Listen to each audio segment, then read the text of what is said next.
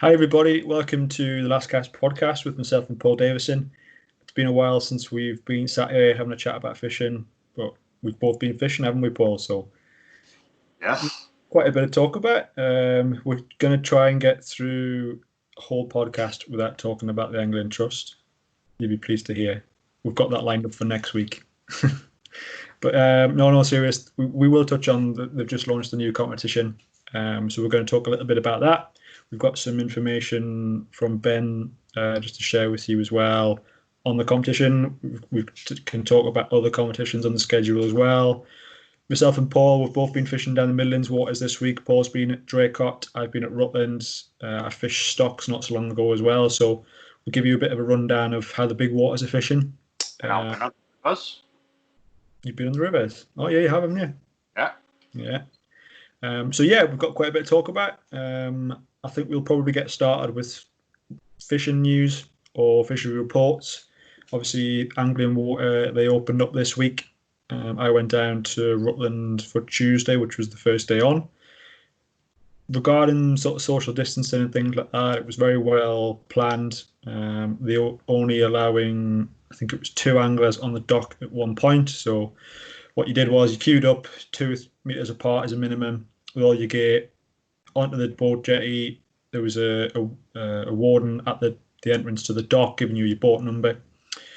Found your boat, put all your stuff in, and then once you were in, another warden came along, unclipped you, and then you drove out of the harbour and you had to set your gear up sort of on the water. That seems pretty box standard with most of the fisheries. Yeah, stocks was a little bit different because stocks have opened it up to 2 people now. Yeah, I saw that, which is quite interesting. Don't have to be a household. Yeah, I saw that. As well. But fishing wise, we spoke about it sort of before and after I went, about long before I was getting sort of involved with reservoir fishing. You said that they used to, Rutland or Angling Water used to stock their waters quite a while before they opened up. They used to stock them a while beforehand, and they were well spread out. Yeah. They didn't just dump in one corner. Yeah. Well, that's something that I found on Tuesday. I must have used a hell of a lot of fuel. Because I went with the mindset of trying to mix and match catching a lot of fish, but try to target big fish at certain points as well. So when we went out, pretty much every boat that I saw, a lot of them went down the south, a couple of them went up the north. There was 30 boats out, I think it was fully booked, and I was the only one that turned right and went to the basin, which I found remarkable. So I started off sort of down the bank, just past the church. Took a fish pretty much first to second cast, but a long way out. I mean, we're talking 400 yards out, middle of open water, really. But that was kind of a theme throughout the day. So I took fish there, took fish drifting onto the pipes, took fish drifting into Fantasy. Then went up to Barnsdale, had a nice fish out of Barnsdale, had a nice fish out of Dickinson's, but there wasn't really much up the north. It wasn't really until I got down the south that there was more fish. But again, like a long way out from the bank. So I was driving down the middle of the south, and as you come up, I think it's Ernie's Point, just before Yellowstone, on Norwegian Bank. I was coming past there and I saw a fish jump out of the water. And then as I looked over... That got me confused, yeah. Ernie's Point is where the old lodge used to be going up the north. Oh, scratch that then. Norwegian Bank. So that's in between the little... As you go up the south, between the first little bay on your right and Yellowstone. There's a set of trees. Set of trees where there's like a gravel, big stony bank. Norwegian Bank. So drifting motoring past there, I saw a fish jump out middle of nowhere, like 400 or 500 yards from the bank. And then as I looked over, I saw 3 fish head and tail within like 20 yards of each other. So I pulled the boat round. In bright sunshine and windy. It wasn't much wind. It was bright sun, but it was almost flat calm because it was a northerly wind and the trees were sheltering. All right. Maybe that's why they were rising there. But pulled in there and I think I took 3 or 4 fish in the first drift. Nymphs and dries. I had 3 rods set up. but then I carried on going down the south, and I think it's Aylboy, just the one past Yellowstone Point. Yeah. But again, if you know where Aylboy is, it's in the middle of the arm pretty much. It's middle of nowhere, and it was just crawling with fish out there. Yeah. I've never seen. I mean, the water wasn't gin clear. It was clear, but I've seen it clearer. But I've never seen so many fish swimming under the boat. Yeah. Just like feeding. You could see them coming like 10, 15 feet away to the left of the engine, just going past the boat like not a care in the world. I'm sure they wouldn't have a care in the world because you're fishing for them. Well, they were 6 foot down, so you wouldn't catch them anyway. But I'm sure one of them actually sat under the boat in the shade. I had that once at Rutland. I caught a brownie. It was my best brownie, just short of 7. Yeah. And as I'm playing it, it went under the boat and it just wouldn't come up. I'm jumping up and down on the bottom of the boat to try and frighten it, and it sat there for a good 15, 20 minutes and I couldn't budge it. Jesus. Must be a strong boat if you were jumping up and down on it.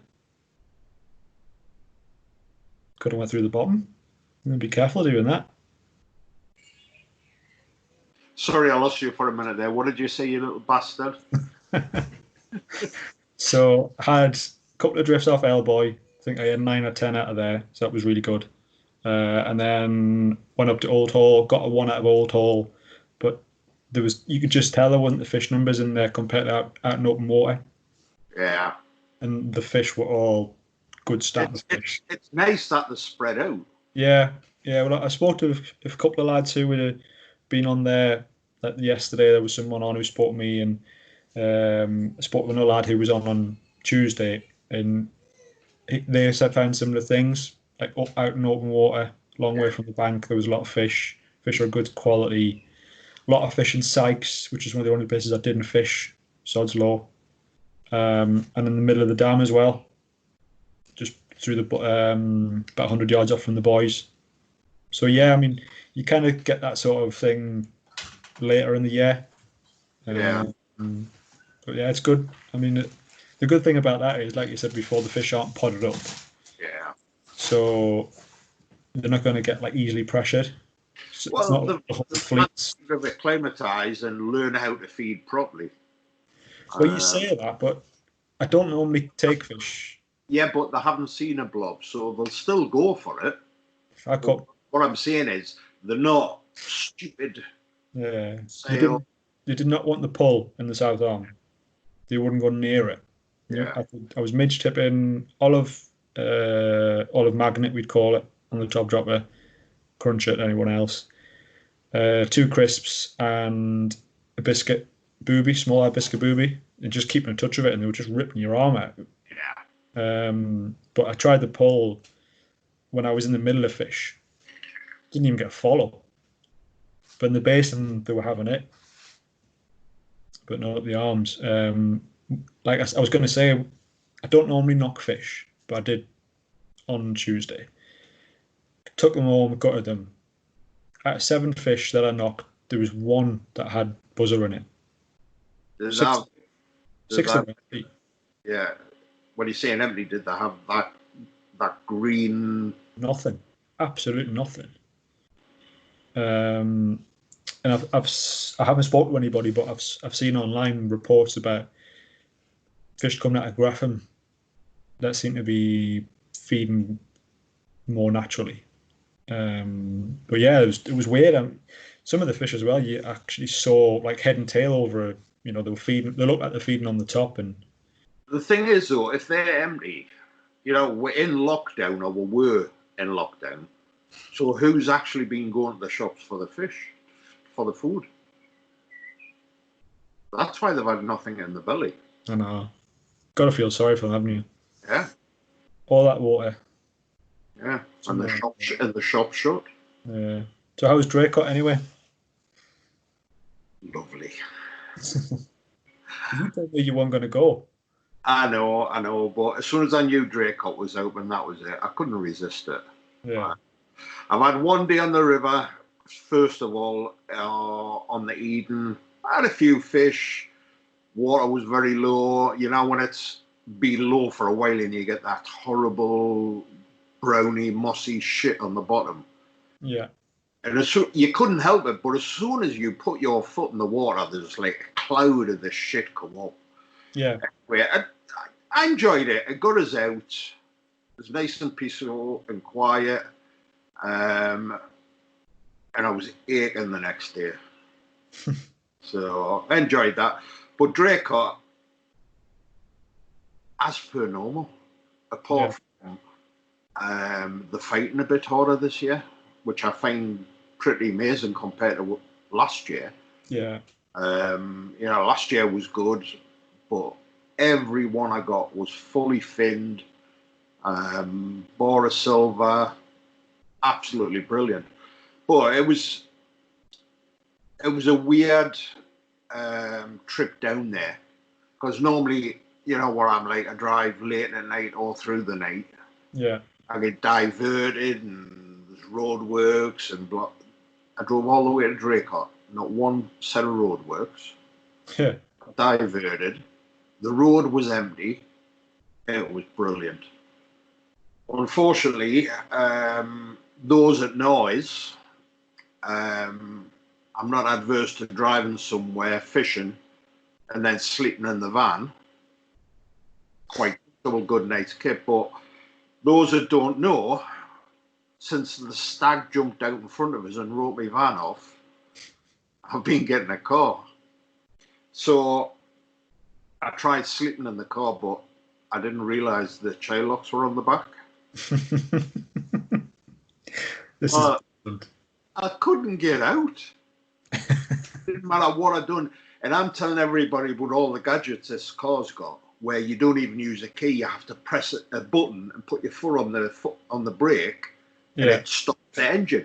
Well, I could reach the button, but I couldn't reach the brake pedal. So how did you get out? Took us 20 minutes to crawl between the two front seats and the headrests. And then I ended up with my head in the footwell. Fucking hell. Wow. So that was bad enough. Was this in the Draycote car park? Aye. No, in the Dun Cow. Oh, okay. And then come the next bit of experience. You know what I'm like for the toilet. Yeah.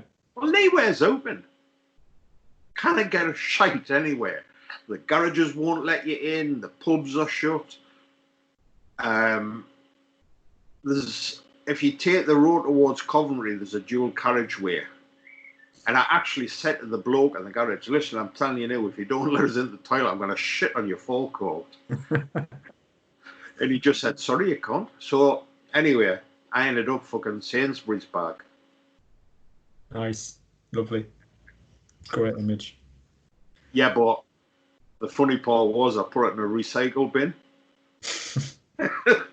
Fertilizer. Anyway, back to the fishing, Draycote. I went out. They told us similar to what you said about getting on the boat.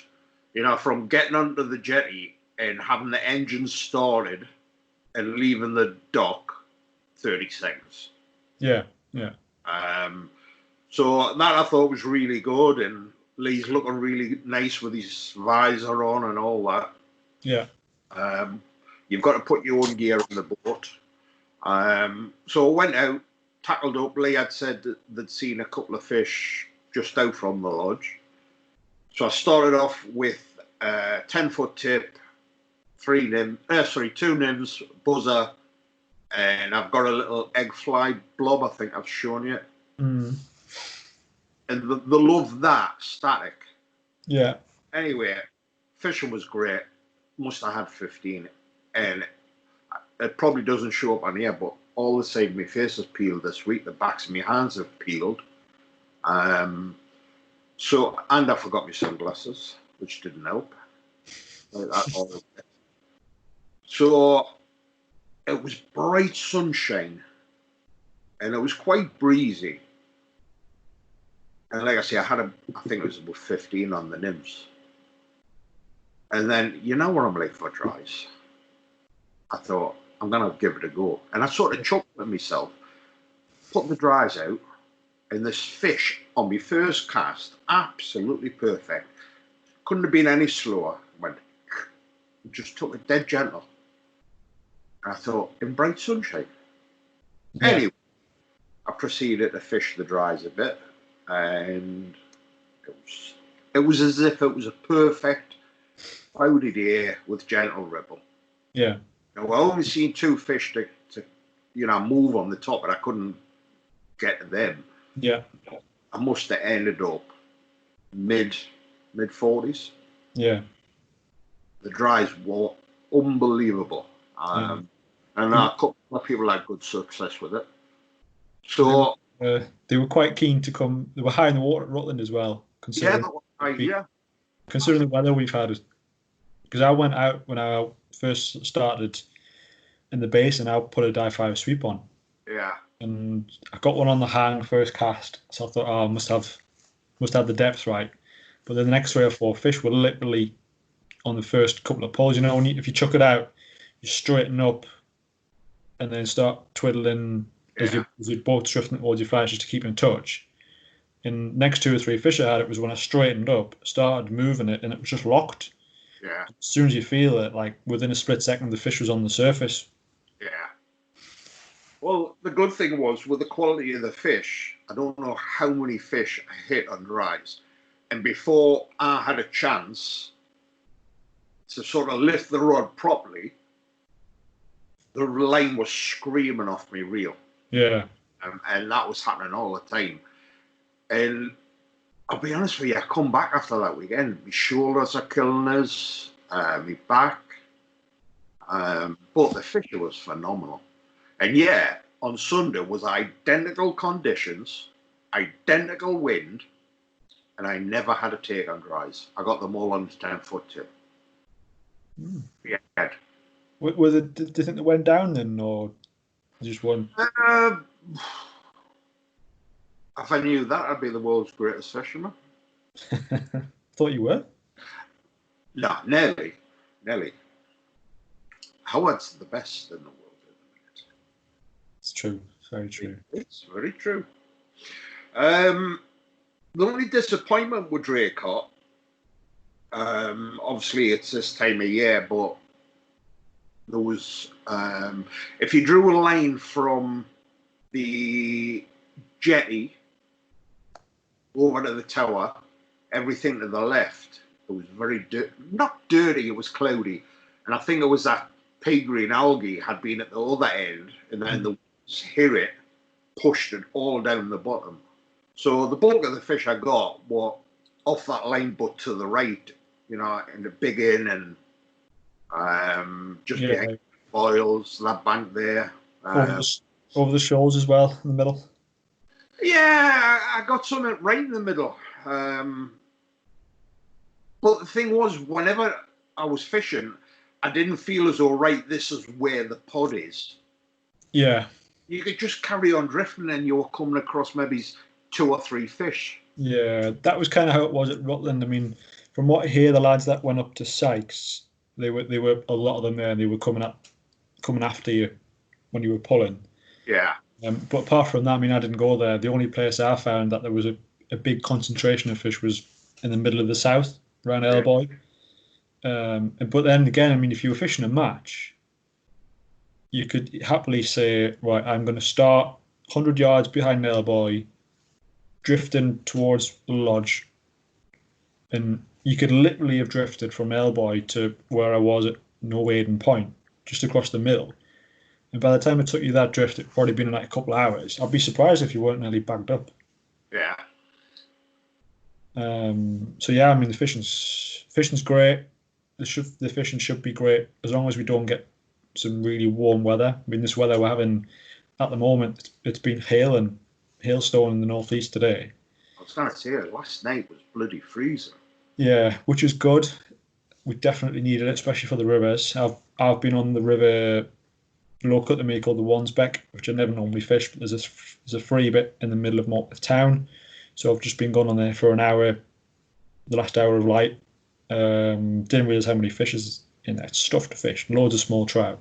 Yeah. But just nice for getting out and dusting off the gear and getting your sort of arm into action. Well, it's been a bit of a funny start for me because obviously we're not being out, and you know how busy I've been with my inventions. So I had these new rods with carbon fibre handles, new boat seat, which I'll let you have a look up. It's good. It's got a built-in toilet at the bottom of it. Actually, that would be a good one, wouldn't it? There's an idea. But no, it was nice to get out and, like you say, just to get the gear out again. And yeah, I must admit, after Saturday, I wasn't that bothered about Sunday. I found the company on Saturday was shite.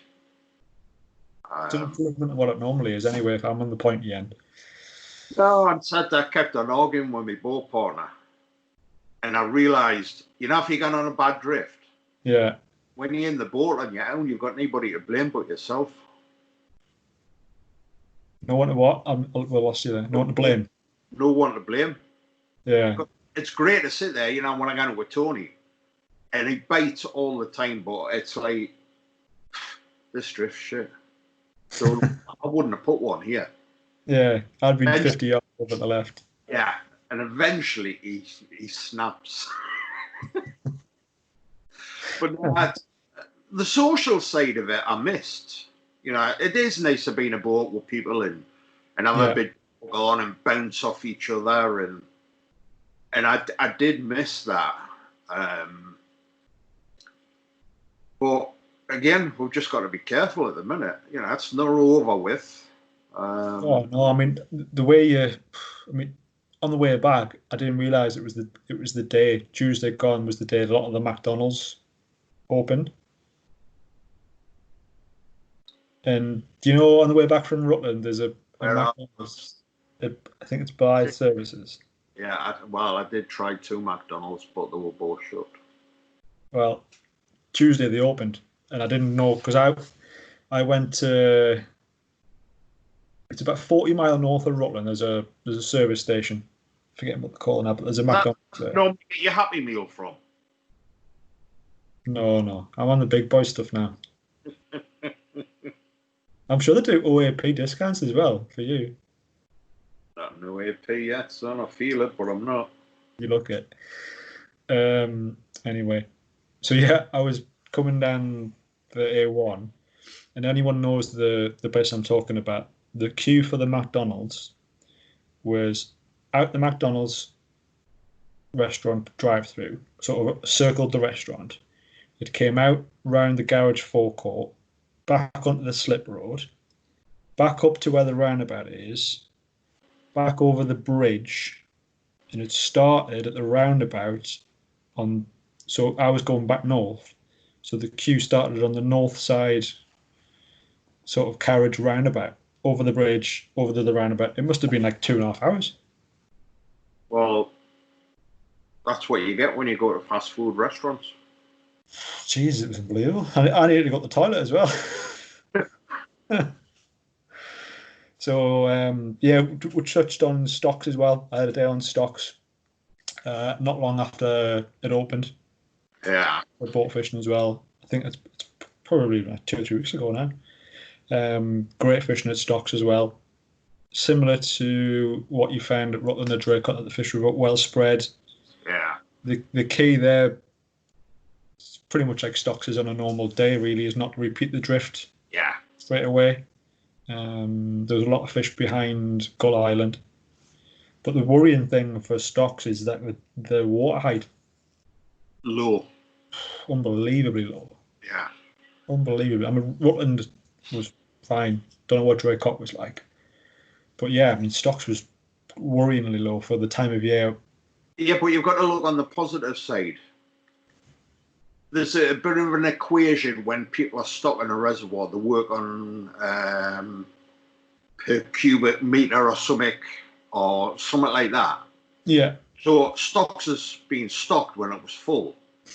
So all of them fish have now come down to that. So there's more fish per meter. Makes it easier for you, is that what you're saying? Yeah. Yeah, but you were saying about stocks going to 2-man boats. Yeah. So yeah, that's another sign of. I've said that from the beginning. Yeah, we've got to be careful with lockdown. But if the boat is sideways on the jetty, and I get on the engine, and you got on the point, we're more than 2 meters apart. Oh yeah. You cannot pass something just by putting your arm out. You've got to physically get off your seat and pass it. Yeah. Or you're more than 2 meters apart, so I don't see there being a problem with that. Yeah. I think it's more the fisheries getting used to how things are going to work. Yeah. Don't. So there was something else that Draycote done, which at first I couldn't understand. They're only using half the boats. Yeah, Rutland only had 30 out, apparently. Well, Tom Burt explained it to us, because I bet you they could have sold their other half both days. And what they're doing is, you're going out, say there's 30 boats, 1 to 15 they're using on a Saturday, and then on Sunday they're using 16 to 30. And when everybody's out fishing, they're disinfecting the boats that were used the day previous. Okay. But give them the fair dues. They could put more boats out, and they will get more revenue. But they're doing their bit, and I was well impressed with Draycote, the way that they handled the fishing and the rules of put in. But it was just nice just to get down there, good fishing, nice friendly faces. Not being disrespectful to other fisheries, but the reception you get, the fishing, the smiling faces, second to none Draycote. It is one of them. I think you look at, you speak to anyone, Draycote's always on there. Oh, I've been to Draycote, or I'm going to Draycote. Yeah. It tends to be that, doesn't it? It's always on the bucket list, or you've just been. It's the same as, it's a shame it's so far south for us. Well, that's the problem with it, but that opening tempted me out. No one else did. And, I drive 3.5, 4 hours to get to Draycote. Yeah. I get on the dual carriageway, and it's dual carriageway, motorway all the way. Set the limit to 73 because I'm a good lad now, because I got done 4 times at the beginning of this year. So I'm sitting and I'm knackered if I get done again. Did you not see the copper in the lay-by as well? You bastard! I'll never forgive you for that one. It was pitch black. You were doing 105. How was I supposed to see him? You were looking at them, and even when I asked you, I says, "Did you see that copper one when went past them?" And you went, "Aye." Anyway, no, it's good that we're out. I'm still wary. I know some of the other guys are still wary. The problem is, if somebody does come too close to you, you can't really do anything about it. You kind of push them away because you're not social distancing. I think we should all be given a cattle prodder on the end of a 2-meter stick. Just poke them in the eye with your rod tip. That's more than 2 meters, isn't it? How much time I've spent doing these rods.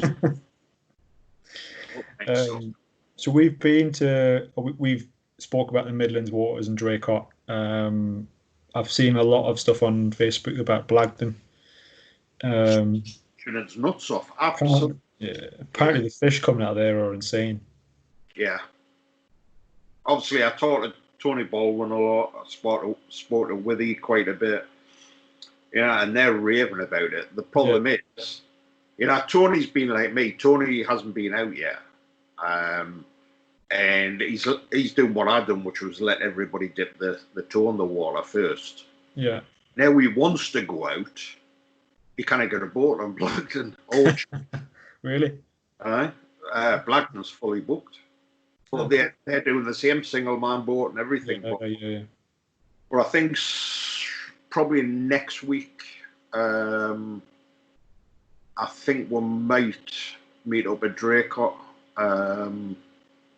just for the day, separate boats, but we can stay 10, 20 metres apart when we're drifting.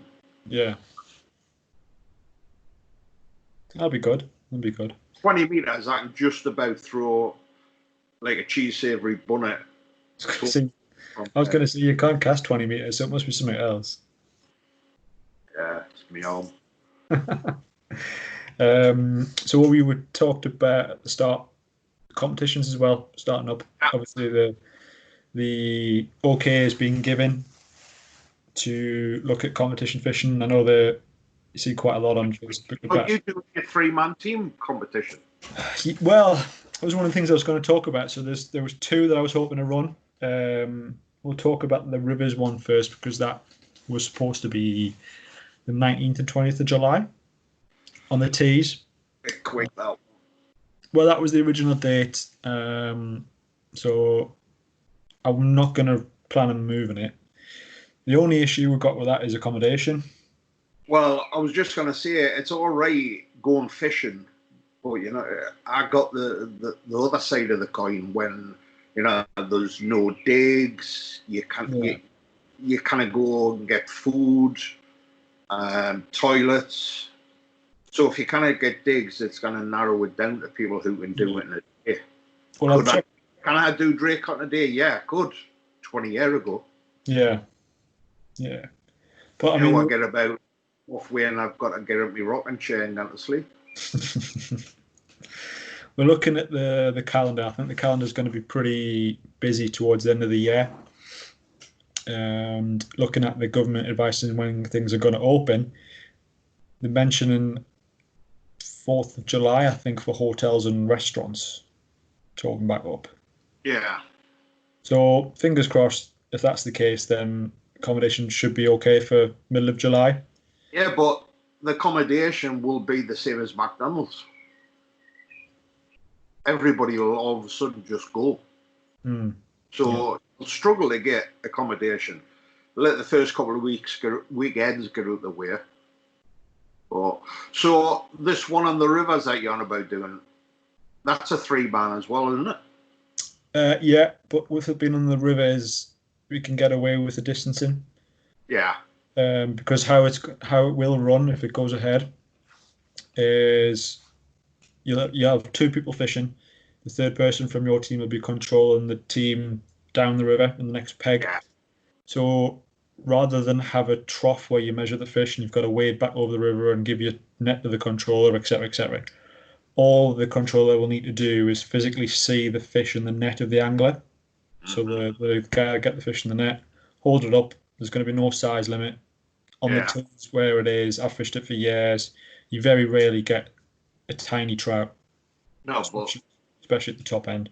It's easy to find the pods of minnows. It's not up there. Well, yeah, they'll catch the fish, hold the fish up in the net. The controller will mark the time of the fish was caught. Yeah. On the scorecard.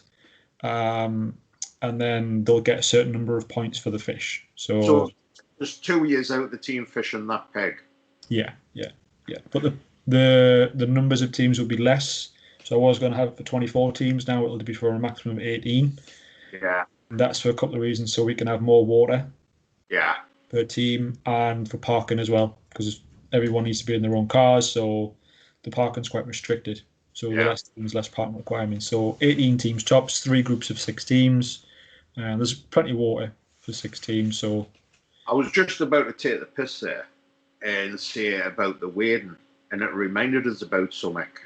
Have I told you what I've done to me boa boots, my G4s? No.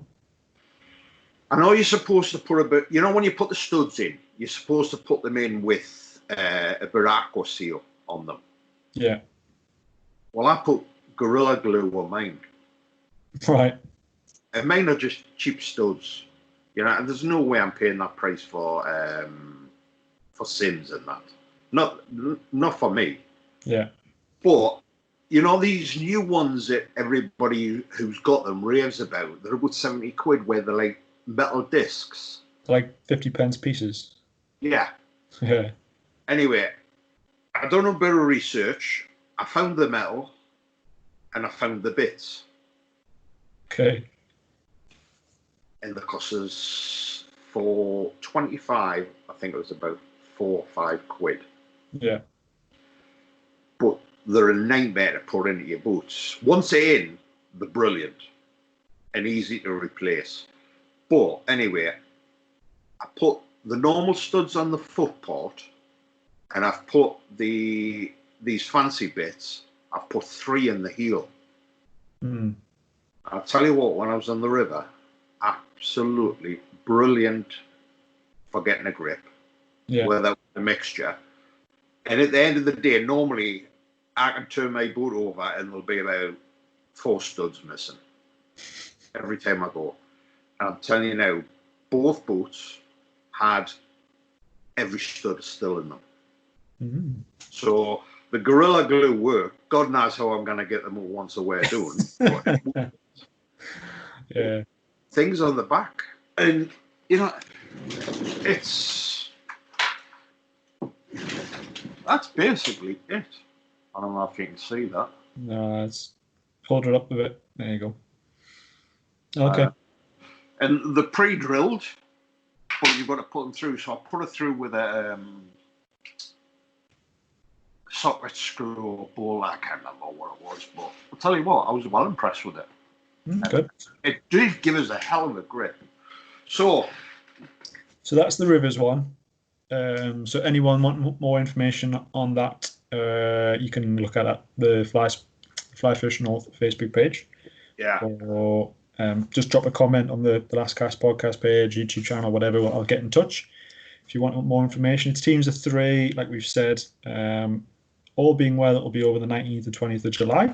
So we'll see how that goes. What I've said to the guys that have already registered interest is, I don't need any money until it's a guaranteed go ahead. So you won't be out of pocket. Obviously, you'll get a refund anyway if it didn't go ahead.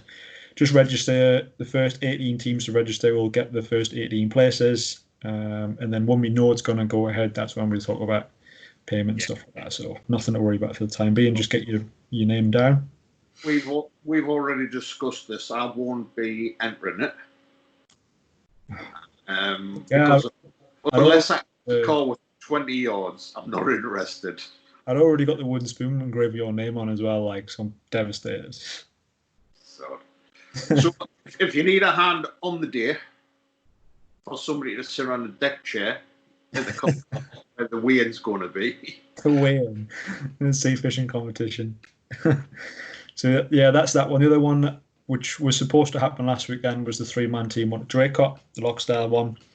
So again, looking to rearrange that one. That one will be towards the end of the year. There's going to be quite a hectic competition schedule, as we've already mentioned. So maybe I'm thinking about having that one on the last weekend of August. Yeah. I think it's bank holiday weekend. A couple of reasons being, a lot of rumours going around the schools are going to go back in September. So it might be difficult for guys to get time away from home if the schools are just planning to go back. And as I said, the competition calendar is busy, or will get busy. Will do. Yeah. So the downsides of having it in August, obviously the water temperature. Yeah. But we can get around that. I've thought about having like a late evening session on the Saturday and a very early one on the Sunday if people are staying over. So yeah, again, just watch out for information on that. Discussing the date it'll be a Draycote again. Fingers crossed. And it's the same format, though, as the Angling Trust one? No. How do you mean? Sorry. With the 3 men in a boat? Yeah. Well, it was originally going to be that way, but it was going to be teams of 3. So similar to the river one, 2 of your guys are fishing. The guy is controlling you from another team. So he'll be sitting in the middle. But obviously we've got the social distancing regulations in place now. So what it'll still be over 3 sessions per day. Yeah. For 2 days, so 6 sessions in total. So you'd still score per session. You'll be in the boat with someone from another team, and you'll score your own fish. So all 3 are fishing all the time? All 3 are fishing all the time. Again, there'll be no requirement to measure the fish. It'll just be a case of got a fish in the net, and the guy on the other side of the boat will mark your card with the time that the fish was caught, and it'll be up to you to agree the time. You'll get a points-based system for catching trout, and I'm also going to include coarse fish as well. So if you catch perch, you still get scored for it. Because I don't see why you should punish someone if they're fishing away and a perch eats the fly instead of a trout. Why there should be sort of, why that shouldn't count. We're in a European competition. I was going to say, over in Europe, a fish is a fish. Yeah, and I'm of the same opinion. The coarse fishing fish wouldn't have counted in the one that would have happened at the normal time in May, because the coarse fishing season hasn't really started. It's June the 16th, isn't it? But with it being in August, obviously coarse fishing will be in season, so we can count them, and they'll score points as well. Can you imagine doing that on Grapham, where some of them shoals of bream? Well, there's a lot of perch in there as well. Yeah. A lot of perch. Yeah. So yeah, maybe it'll give it a different dynamic. Yeah. Good. So again, that the date for that is yet to be confirmed. I've had a few people message me that we're going to do the one in May, so they're for the one in August as well. Hopefully by then the borders will open as well. Sounds like we're in New Mexico, but I don't think people from Scotland or Wales or Ireland can travel to England over the border. So hopefully by then, and hopefully by July as well, that'll get lifted. It's a pity that rule wasn't put in last year, wasn't it? What rule? Crossing the borders. Why? Well, I was only 10 yards out of the border when that stag flipping jumped out in front of me. I'll tell you what. The size of it was the size of a cow, and it just appeared all of a sudden, and I hit it. It wrote me van off completely, ripped the bloody front end off, ripped the radiator out of it and everything. Yeah. But I couldn't move it because its head and its antlers were stuck in the wheel arch of the back wheel. Nice. It was dead. The back wheel? Yeah, I went over the top of it. Jesus. I think if I'd been in a car, it would have come through the windscreen. Yeah. But I'll tell you what, have you seen a stag, the way it looks at you just before you hear it? I can imagine. It's pretty scared. Does it do that when it's like horns, hoofs, does it? Oh, I'll tell you what. So that's the two competitions that I've got planned. Right, go make a coffee, and so if you stop recording, then put it on again in a second. That just means I've got to do all the editing, man. It doesn't. Just start it again and put the two together. I'm literally going to be finished in 5 minutes. All right. That was the two that I was going to run, or I'm hoping to run. I've got plans in place for another one in the winter as well, so look out for that as well. The other one that's just hit the social media platforms is the Angling Trust Comp. All right. We nearly got through a podcast without saying Angling Trust, nearly. But just to give you a bit more information, anyone that's interested, I think it's going to be over 10 or 12 heats over September and October and November, with the final in April next year in Grapham. I've spoke to Ben. The entry fee will be £30 plus the fishery fees, which range depending on the fishery you are at. And the rules will be a mixture of fishery rules and international rules, and they will be heat dependent. Not sure what the grand final will be yet, but they said they're going to publish more details next week. You haven't got to be an Angling Trust member to fish. There'll be no difference in price if you are or not. And there'll be a percentage of everyone's entry fee going towards the senior England team, the ladies team, and the junior team as well. So, like I said, I think it's going to be quite a hectic schedule. Looking at the dates, there's a couple of heats on the same weekends in September and October. You think a lot of it's already been cancelled, so to be fair, it's good that they've done it, because you're not going to have any angling water team events. You haven't got the June or May one. Yeah. John Horsey's unfortunately were cancelled. The internationals were cancelled. So yeah, it usually is a busy time. Yeah. But they've put them comps on, and it'll be great just to get out, because you meet people that you don't normally see unless you're in a competition. Oh yeah, without a doubt. So now I think that's good. Yeah. Give a lads something to do when the fishing is really good. There's no better putting yourself up against somebody else or a field of people. Yeah. Well, you'll know, fishing the Draycote the other day, it was for me on Tuesday when I was at Rutland. You go out there and you're full guns blazing and you're catching. But you'd said before you weren't bothered about the Sunday. If that had been a match, it would have been a completely different scenario. They're right.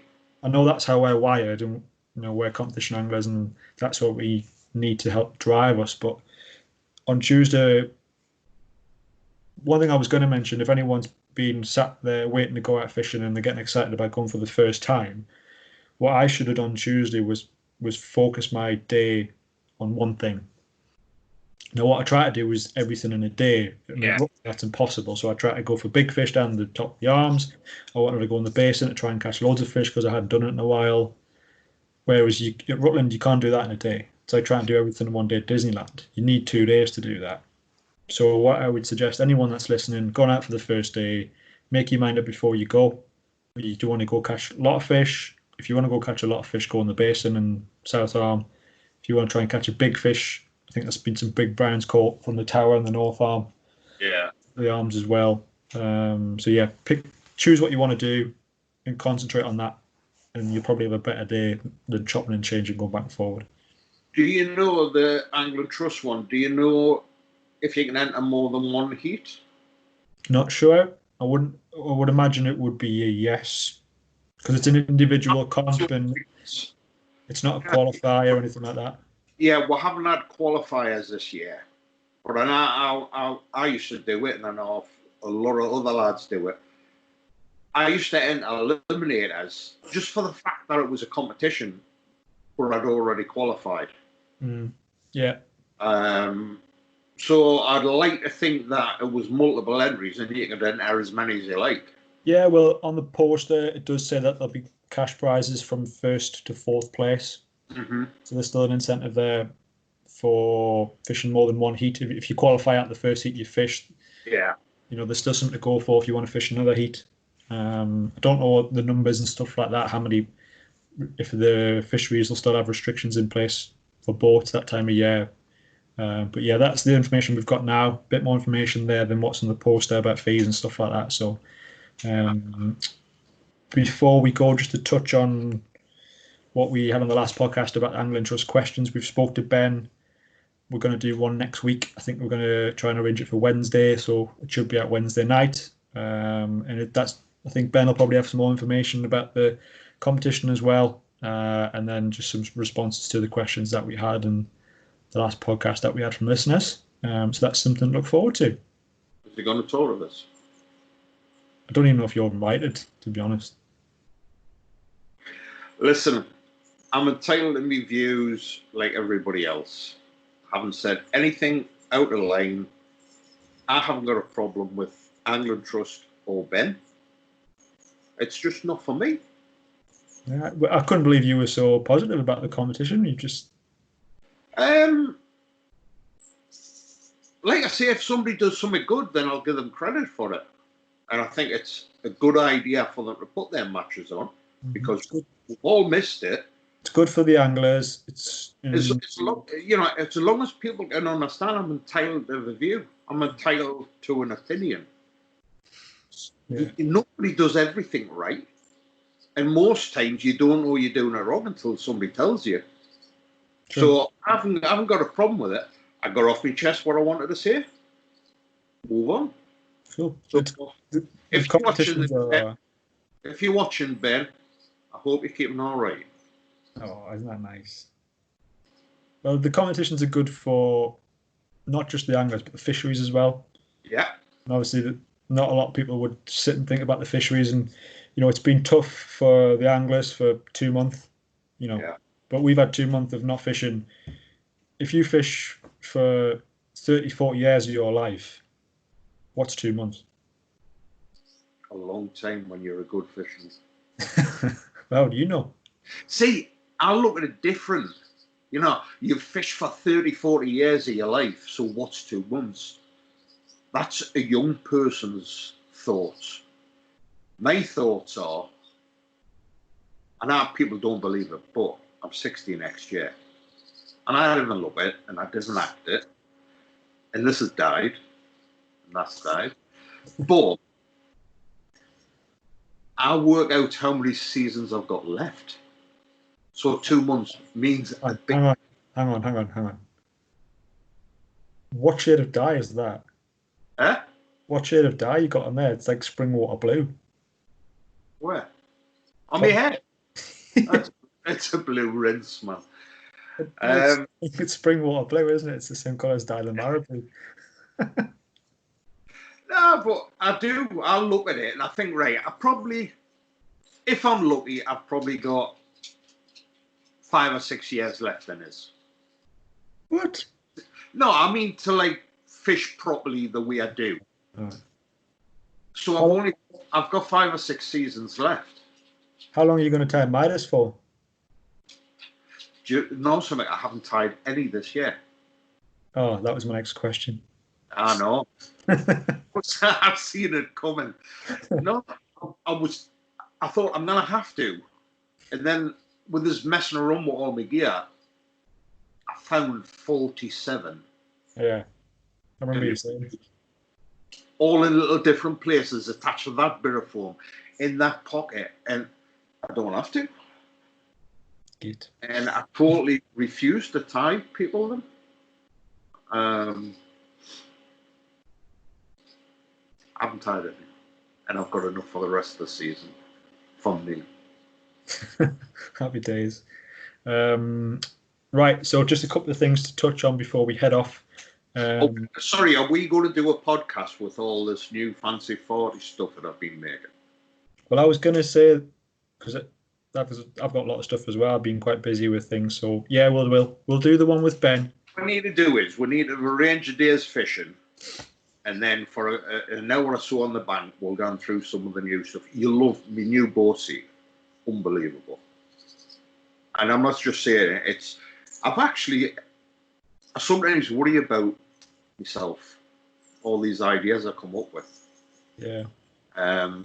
You know, we've discussed my new Morris spoon. That worked absolutely brilliant. Oh, I don't know where you got that idea from, but it's a good one.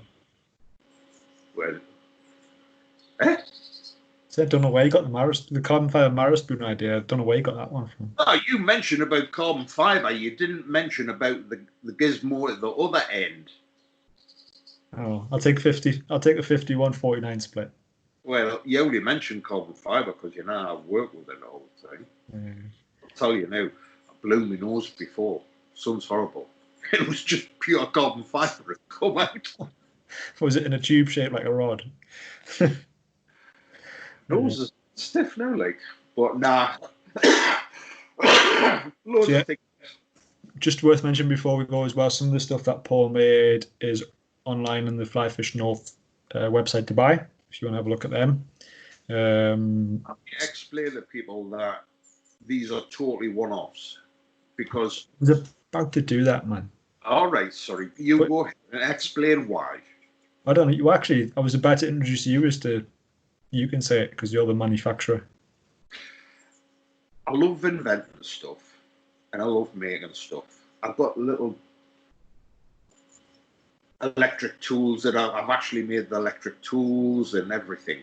And if I come up with an idea, I'll make, I don't know, half a dozen of them. But then I get bored, so I'll move on to something else, and I'll make 10 of them. And then I get bored, so I'll move on. So I'm constantly coming up with things. So if people kind of come on your website and say, Scott, you know them things you were selling, have you got any left? The answer is going to be no, because I won't make them again. I refuse. Yeah. Yeah, so have a look at them if you're interested, guys. Limited quantity. I'm sure there'll be some other stuff from Paul's Invention Cave at some point as well, but we'll speak about them as and when. Yeah, we'll have to speak about the rods, because rods that I've done. Carbon fibre handle, very nice. Carbon fibre handle. I'll tell you now, I was well impressed. They look beautiful, right?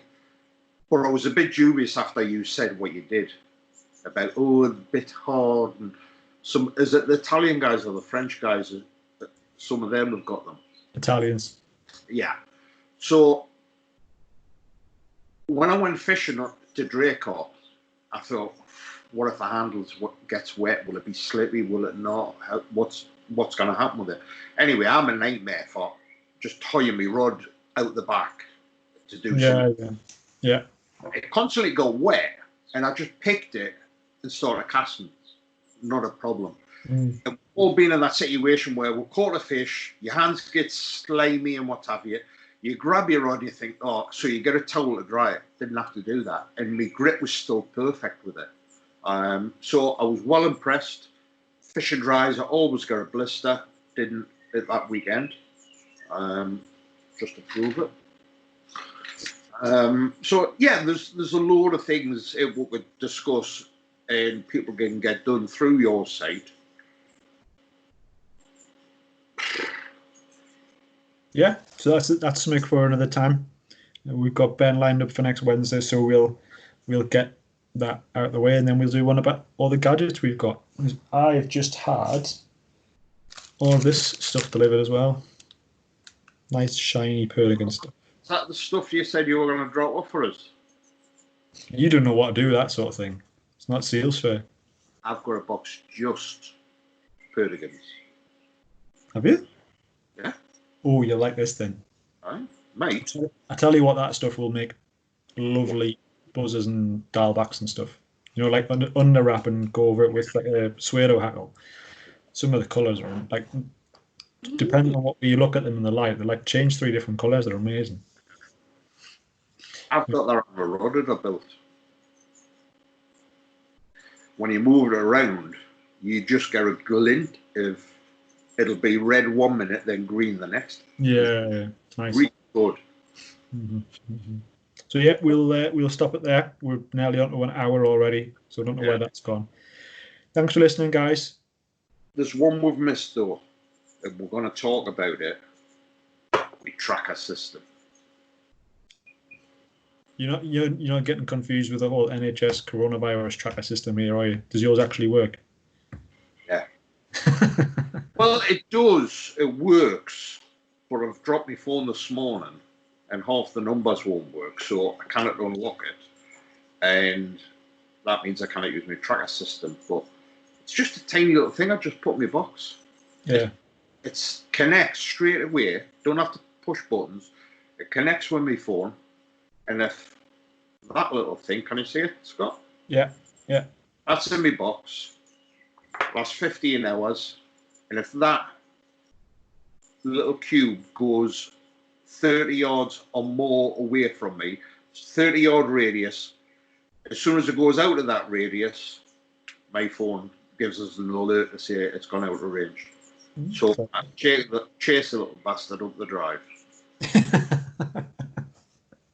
Nice. It connects to Google Maps and everything, and then it gives you directions on your phone, exact directions to where it is.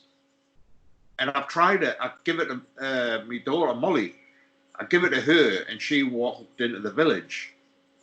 And from the house, she come back, and I went, "You were in the diamond, weren't you? How do you know?" It's good for that. So I was going to say, you're going to put one in her bag for when she starts going out clubbing. I'll tell you what, she drinks like a fish. Don't know where she gets that from. I don't know either. It's a mother. I wasn't going to say it, but Not to worry. Right. That's great, guys. Thanks for listening. Thanks, Paul. There's an hour of hopefully fish and talk that's got your mind off everything that's going on in the world. Join us again next week when we talk to Ben again. If Ben's listening to this, if you still want your salmon rod pyrographed, I'll do it. Oh well, we'll talk about that next week and get a deal in place. And I won't put any swear words on it. Don't know about that. Jesus. Nah, listen, if you watch a bit, if you still want it done, I'll do it. I'm too old in the tooth. Good lad. Right. Enjoy your weekend, everyone. If you're going fishing tight lines, stay safe. Thanks for listening. We'll see you next week. See ya. Cheers, Paul. See you, mate. Bye.